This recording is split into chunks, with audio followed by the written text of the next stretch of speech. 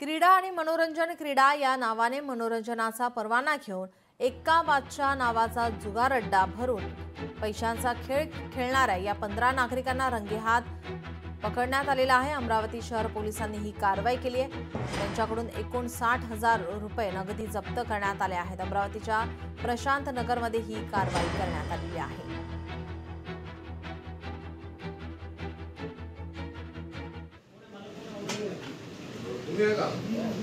काय शुभ नाव दादा आपलं?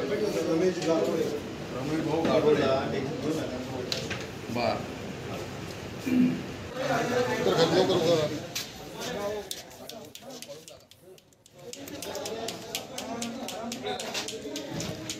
बापरे